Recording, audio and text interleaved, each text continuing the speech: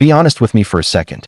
How many nights have you gone to bed thinking, okay, tomorrow's the day I actually get it together? You picture it perfectly. Up early, hitting the books, squeezing in a workout, maybe even a real breakfast for once. Then morning shows up, and none of that happens.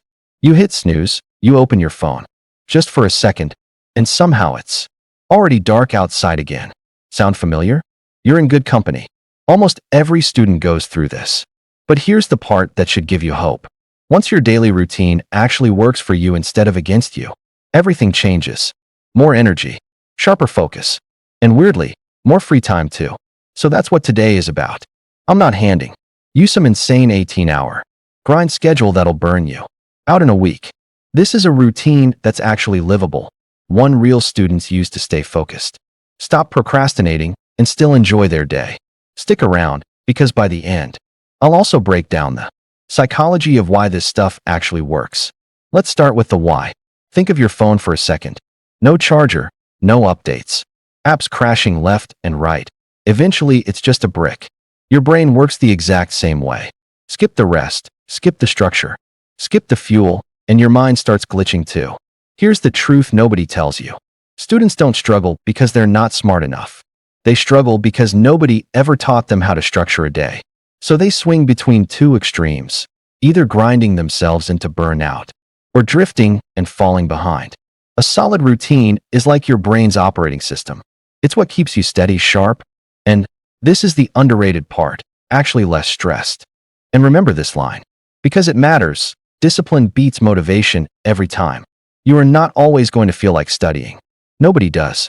But if your day is built the right way, the routine carries you even on the days motivation doesn't show up. Let's build that morning.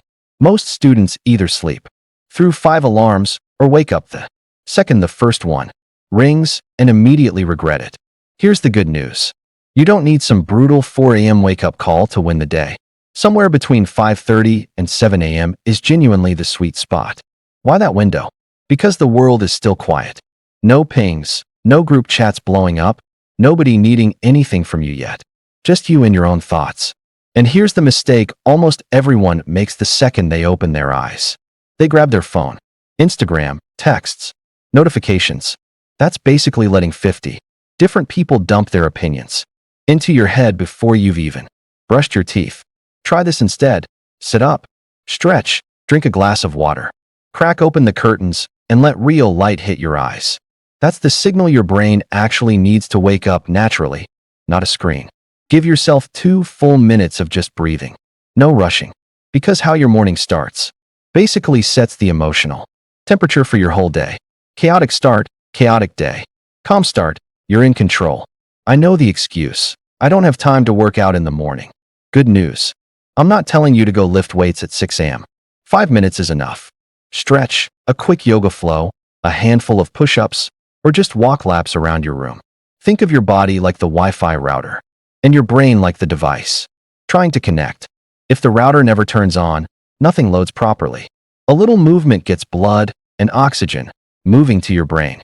So when you sit down to study, you're actually absorbing it instead of just staring blankly at the page.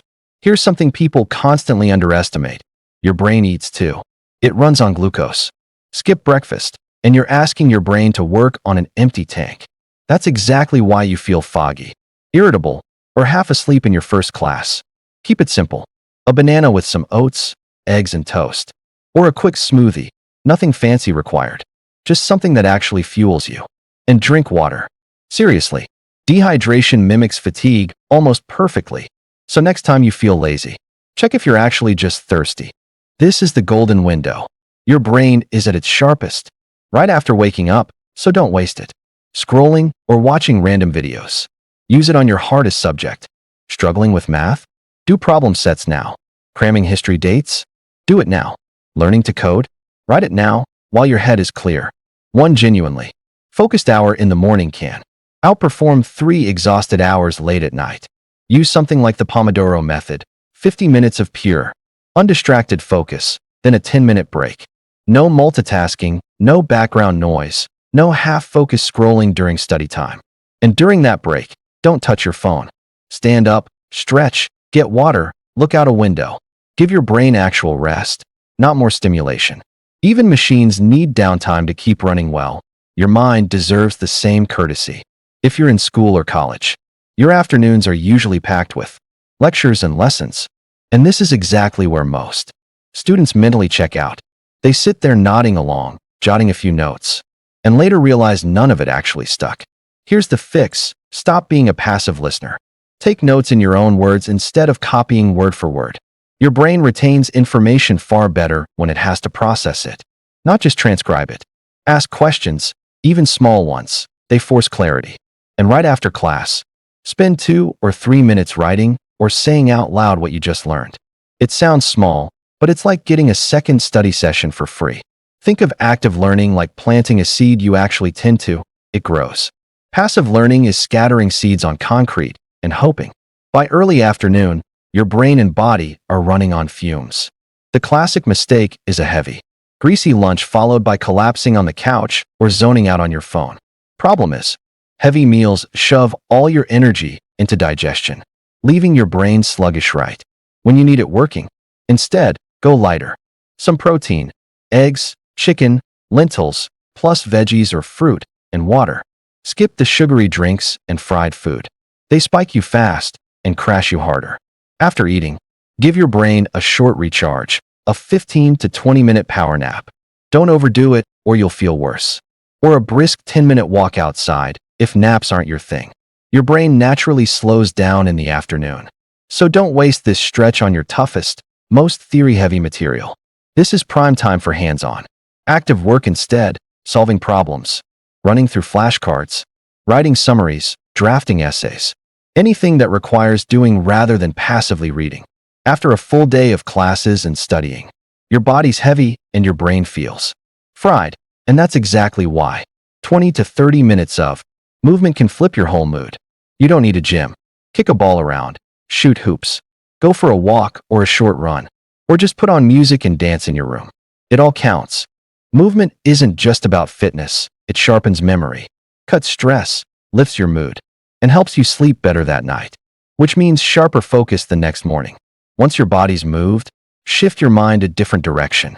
Even the highest achieving students on earth don't spend every waking hour buried in books. They make room for hobbies.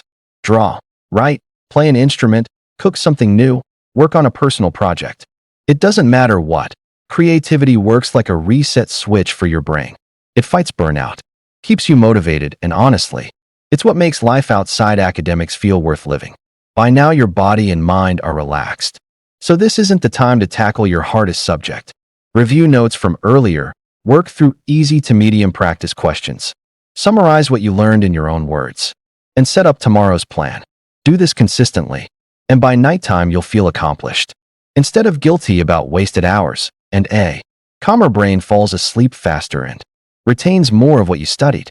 Spend 5 to 10 minutes before bed jotting down 3 to 5 specific tasks for the next day.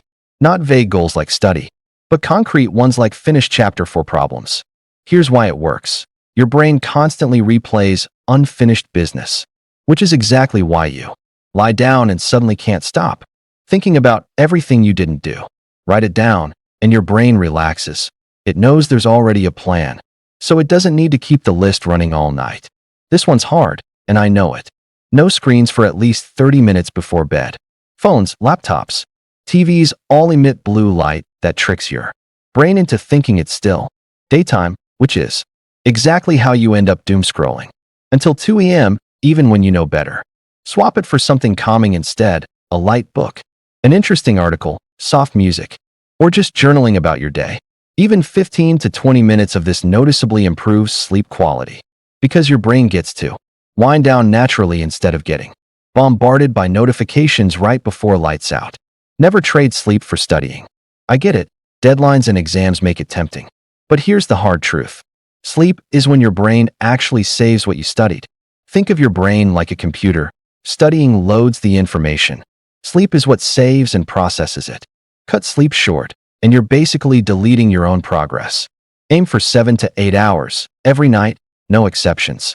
And here's something most people never fix. Your routine means nothing if your mindset is weak. Stop comparing your study hours to some stranger online claiming they grind 14 hours a day.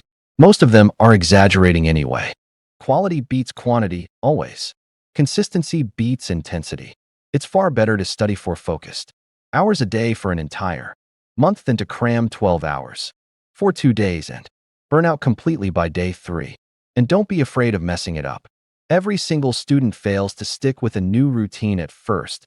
That's normal, not a sign of failure. The only thing that actually matters is restarting the next day instead of quitting altogether. So there it is, a daily routine that actually balances your studies, your health, and your life. Here's the whole thing in one line. Mornings are for deep focus. Afternoons are for practice and application.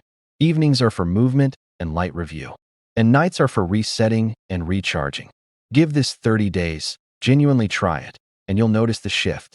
Sharper focus, way less stress, and better results in exams and in life overall. If this helped you, drop a like, subscribe, and pass it along to someone who needs it.